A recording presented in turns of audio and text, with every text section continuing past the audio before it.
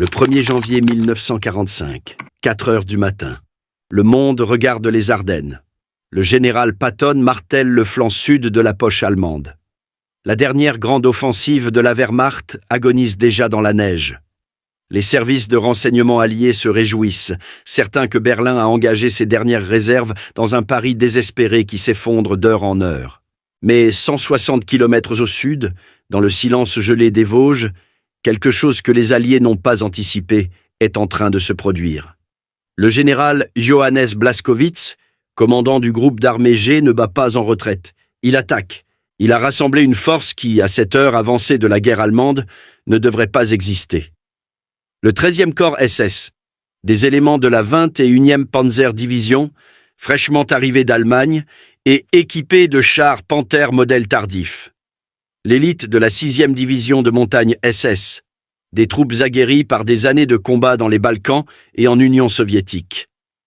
Ces ordres d'Adolf Hitler sont précis et sans ambiguïté. Opération Nordwind. L'objectif est brutal et absolu. Frapper les lignes clairsemées de la 7e armée américaine, briser le flanc américain, reprendre Strasbourg et prouver que la machine militaire allemande n'est pas brisée. Sur le papier, c'est un chef-d'œuvre de calcul. Les Américains ont dégarni tout ce secteur de ces unités lourdes, envoyant tout au nord pour renforcer les combats désespérés des Ardennes. La 7e armée est surextendue. La ligne est mince. Certaines compagnies d'infanterie américaines défendent des fronts de 5 à 6 kilomètres, le triple de la doctrine standard. Ce qui signifie que la ligne n'est pas une ligne du tout, mais une série de points de résistance désespérés, attendant d'être écrasés par la force allemande concentrée. Cela devrait marcher. C'est censé marcher. Mais Blaskowitz ne se réjouit pas. C'est un soldat professionnel de la vieille école prussienne formé à la précision, pas un fanatique s'accrochant aux promesses d'Hitler. Il se tient dans son poste de commandement, étudiant la carte opérationnelle avec l'intensité d'un homme qui comprend qu'il contemple sa propre défaite avant même qu'elle n'arrive. Puis, il va à la fenêtre. Il regarde le terrain. Les Vosges s'étendent devant lui. Enneigées, vastes, indifférentes. Des routes étroites et sinueuses disparaissent dans des forêts denses. Des ravins découpent le paysage en fragments. Les pentes sont raides. La glace sous les routes est noire et traîtresse. Et à cet instant, Blaskowitz comprend quelque chose que Berlin a ignoré, quelque chose qu'aucune supériorité de blindage ou de tactique ne peut surmonter. Il s'apprête à envoyer des chars Panther de 45 tonnes dans une boucherie géographique conçue par des siècles de géologie pour piéger et étrangler les blindés. Il rédige des avertissements à l'Oberkommando der Wehrmacht. « Le terrain neutralisera notre supériorité technique », écrit-il. Les montagnes ne conviennent pas aux opérations de chars en masse. Les routes ne peuvent pas supporter le poids des blindés concentrés. Je recommande l'annulation. La réponse arrive en quelques heures. Elle n'est pas ambiguë. Général Blaskowitz, le Führer a décidé. Vous attaquerez ou vous serez relevé de votre commandement. À 23 heures, la veille du Nouvel An, l'artillerie allemande ouvre le feu sur tout le secteur. À 23h30, l'opération Nordwind a commencé. Pendant les premières 48 heures, on dirait que Hitler avait raison. Les Américains chancellent, reculent, leurs lignes minces s'effondrant sous le poids de l'assaut. Mais les montagnes attendent, et Blaskowitz sait ce qui va suivre. L'assaut initial est de l'énergie cinétique pure. Quand la 361e division de grenadiers Volksgrenadiers frappe les lignes des 45e et 79e divisions d'infanterie américaines, le front américain ne tient pas. Il plie, il craque. Les défenseurs, étirés de façon impossible, ne peuvent résister au poids concentré de la puissance de feu et des effectifs allemands. Pour tout observateur regardant les cartes, on dirait l'été 1940 à nouveau. Vitesse, agression, choc. La Wehrmacht, démontrant une fois de plus pourquoi elle avait conquis la France en 6 semaines. Mais regardez de plus près les colonnes allemandes avançant vers le sud depuis la poche. Dans les Ardennes, Patton avait des collines ondulantes et des routes pouvant porter une armée. Ici, dans le nord de l'Alsace, le terrain est un cauchemar de pics de grès, de ravins boisés et de routes jamais conçues pour supporter le poids des blindés modernes. Le plan allemand repose sur le Schwerpunkt, la concentration de masses blindées pour percer et briser la ligne américaine. La pointe de lance est la 21e Panzer Division. Équipée de Panther G et de Panzer IV, des machines qui, sur tout champ de bataille ouvert, seraient les prédateurs dominants de l'engagement. Le Panther G est un chef-d'œuvre d'ingénierie. Son canon de 75 mm KWK 42 peut détruire n'importe quel char Sherman américain à 2000 mètres, distance à laquelle le canon du Sherman est tout simplement inefficace. Son blindage frontal est presque immunisé contre tout ce que l'infanterie américaine possède. Sur un champ ouvert, contre tout ennemi que les Américains peuvent aligner, le Panther est une arme de guerre qui dicte les termes de la bataille. Mais un char de 45 tonnes a une largeur spécifique. Les routes des Basses Vosges, construites il y a des siècles pour les charrettes de fermiers et les wagons de bois, accommodent à peine un seul véhicule. La largeur maximale est exactement de 3,27 mètres. La largeur du Panther est aussi exactement de 3,27 mètres. Il n'y a aucune marge. Il n'y a pas de place pour contourner un obstacle. Il n'y a pas d'accotement à utiliser si le char de tête est immobilisé. Au 4 janvier, l'illusion de la vitesse heurte un mur de physique.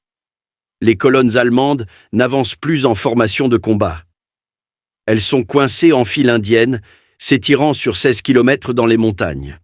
La vélocité industrielle que Blaskowitz avait calculée comme son plus grand avantage, la vitesse qui avait conquis la France, se dissout dans les mathématiques de la géographie. 20 km par jour deviennent 5. 5 deviennent 2. 2 deviennent 0. Un char Panther dans une colonne n'est pas une arme de guerre. C'est un embouteillage avec un canon.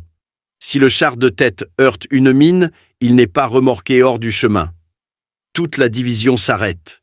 Si le char dérape sur la glace noire, si son chauffeur panique et que la machine se bloque en travers de la route étroite, toute la colonne est paralysée.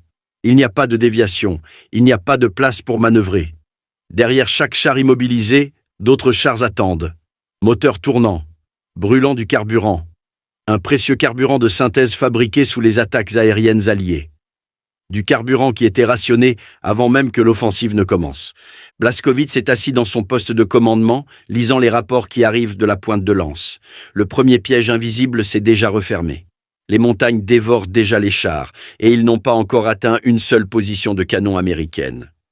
Le général Alexander Patch, commandant de la 7e armée américaine, comprend sa position avec la clarté d'un professionnel face à des probabilités impossibles. Il ne peut pas tenir sa mince ligne contre le poids de l'assaut allemand.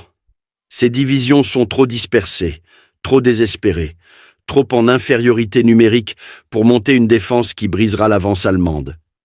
Mais il n'a pas besoin de tenir. Il fait un calcul froid, élégant et absolument correct. Il échange de l'espace contre du temps. Il retire ses unités vers les fortifications de la vieille ligne Maginot et les positions défendables des rivières, créant une série de lignes de repli qui transforment le terrain en un entonnoir, de plus en plus profond dans les montagnes, de plus en plus près des positions défensives préparées, où l'avantage géométrique passe des chars au terrain lui-même. C'est là que naît le deuxième échec technique de Nordwind. C'est ce qu'on pourrait appeler le piège géométrique. Toute la doctrine de la guerre blindée allemande est construite sur un seul principe, la puissance de feu à longue portée. Le canon du Panther, l'optique du char, l'entraînement de l'équipage, tout est optimisé pour un engagement à 2000 mètres, à des distances où le canon américain ne peut pas vous toucher, à des portées où la supériorité technique allemande signifie une domination absolue. Mais dans les forêts denses des Vosges, des forêts qui ont poussé pendant des siècles, denses de pins et de feuillus, épaisses de la croissance accumulée d'un demi-millénaire, la visibilité dépasse rarement 200 mètres. À 200 mètres, l'avantage technique du Panther s'évapore comme une respiration dans l'air hivernal. À 200 mètres, une équipe de bazooka cachée derrière un pin est aussi létale qu'un bataillon de Sherman. À 200 mètres, le calcul complexe du blindage et de la puissance de feu se simplifie en un seul fait brutal, qui voit qui en premier et qui tire en premier. Considérez la bataille de Wingen-sur-Moder. Les troupes de la division de montagne SS, infanterie légère d'élite, parfaite pour ce terrain, infiltrent la ville médiévale dans l'obscurité et capturent des approvisionnements et des positions américaines. Ce sont des soldats expérimentés. Ils sont entraînés pour exactement ce genre de combat. Mais ils ont besoin de blindés pour tenir la position contre la contre-attaque américaine inévitable. Blaskowitz ordonne au Panzer d'avancer dans la ville. Le Panther de tête entre dans les rues étroites. Les bâtiments de pierre médiévaux resserrent des deux côtés. Le tube du canon, 4 mètres d'acier dépassant de la tourelle, est trop long pour la rue. Le canon racle contre les murs de pierre. Le conducteur se bat avec la machine juste pour la garder droite. La glace rend la direction cauchemardesque. La rotation de la tourelle est alimentée par le moteur, et dans un espace confiné, entouré de bâtiments qui cachent des équipes de bazooka américaines, l'équipage est aveugle, claustrophobe et piégé. Une équipe de bazooka américaine attend au coin d'une rue, cachée dans l'ombre, attendant exactement ce moment. Ils tirent. La charge creuse de la tête de guerre transperce le blindage arrière. Le Panther s'embrase. La radio grésille avec un calme contrôlé. Panther détruit à Wingen. Demandons du soutien. Le deuxième Panther essaie de flanquer par une ruelle. Il se coince. Sa largeur est trop grande pour l'espace étroit. Un autre tir de bazooka. Un autre char en flammes. Village après village. La même histoire se répète. Les Panzers étant démontés géométriquement par le simple fait que leur largeur ne correspond pas à l'espace disponible, que leurs canons sont trop longs, que leur blindage ne signifie rien quand l'ennemi est caché dans les décombres d'un bâtiment détruit à 50 mètres, assez près pour le toucher. Blaskowitz regarde les rapports, les pertes de chars s'accumulant, non pas à cause des blindés américains, ni de tactiques supérieures, mais à cause de la simple géométrie d'une rue de village français. La race maîtresse de l'ingénierie est vaincue par la géométrie de l'urbanisme médiéval. Pendant que les chars meurent dans les villes, autre chose se passe dans les vallées. L'armée américaine présente aux panzers allemands ce que les Américains appellent le volume industriel. Les Allemands possèdent des armes terrifiantes. Des canons de 88 mm et des lance-roquettes Nebelwerfer. Des armes qui ont gagné leur réputation à travers des années de combats brutals contre tous les ennemis qu'ils ont affrontés. Mais elles ont une limitation fatale qu'aucun général allemand ne peut surmonter. Chaque obus doit être compté. Chaque munition est rationnée.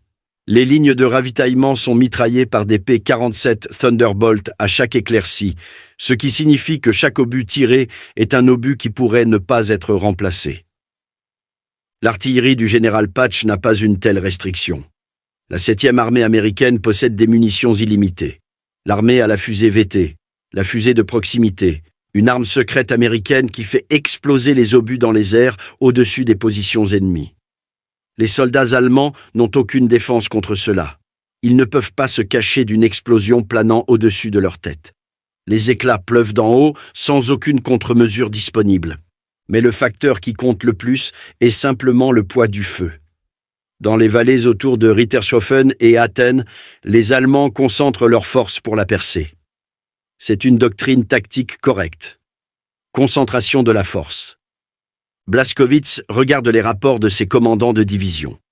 Bataillon après bataillon s'assemblent dans les vallons, se préparant à assaillir les positions américaines sur les hauteurs. Ils sont prêts. L'attaque est sur le point d'être lancée. La percée est sur le point d'arriver. Puis la radio se tait. Les observateurs avancés américains, positionnés sur les hauteurs, parfois dans les tourelles abandonnées de la ligne Maginot elle-même, appellent des missions de tir au niveau du corps d'armée. Des long-toms de 155 mm, des obusiers de 203 mm situés à des kilomètres de là. Ces canons tournent leurs tubes vers le sud et déversent des milliers de tonnes d'explosifs dans les vallées étroites. Les parois rocheuses des Vosges amplifient le pilonnage. Un obus touchant un arbre explose en éclats de bois qui agissent comme des éclats secondaires. Un obus frappant la roche renvoie la fragmentation d'avant en arrière dans les ravins où les soldats allemands tentent de s'abriter. L'infanterie allemande ne livre pas une bataille. Elle subit un processus d'excavation industrielle. La bataille de Hattin et Rittershofen dure 12 jours, du 9 au 21 janvier, et devient l'une des plus grandes batailles de chars de toute la guerre. La 21e Panzerdivision atteint enfin un terrain ouvert et affronte la 14e division blindée américaine. Sur le papier, le Panther devrait dominer. Canon supérieur, blindage supérieur, chars supérieurs à toutes les mesures techniques.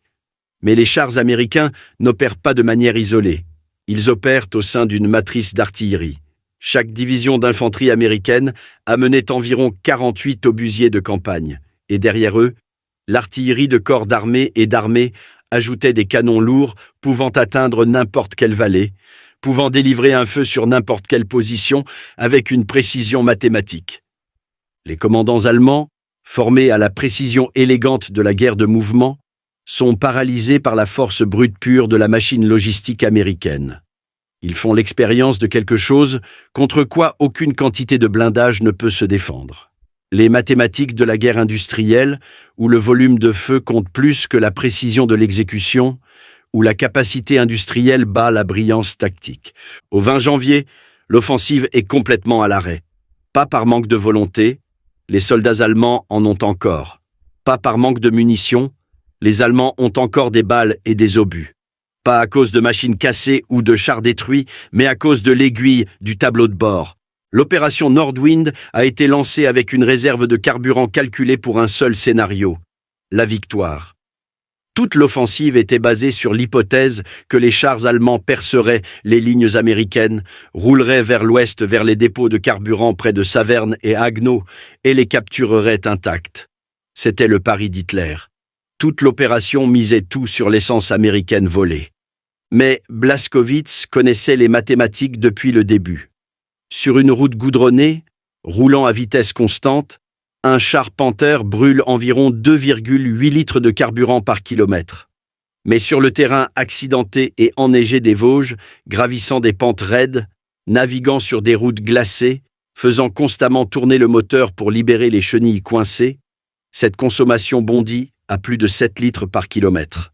Les retards dans les cols de montagne, ces embouteillages où les chars tournaient au ralenti pendant des heures, pendant que les équipes de récupération tentaient de libérer les véhicules immobilisés, brûlaient du carburant à 5 litres par heure, juste pour maintenir la température du moteur dans le froid. Les tours de moteur constants pour alimenter la tourelle, pour faire pivoter les canons, pour maintenir le contact radio avec le haut commandement. Tout cela brûlait les réserves avant même que les chars n'atteignent la ligne de bataille principale. Le bombardement d'artillerie qui a suivi n'a fait qu'accélérer la consommation. Moteurs hurlants, travaillant constamment contre les ondes de choc. Au 22 janvier, de nouveaux panzers allemands sont assis en silence dans les forêts d'Alsace. Ils sont entièrement armés. Leurs équipages sont entraînés et prêts. Les canons pourraient encore tirer. Les munitions sont encore chargées. Le blindage est encore intact. Mais les chars sont des poids morts. L'aiguille de la jauge de carburant est sur vide. Les moteurs ne démarrent pas.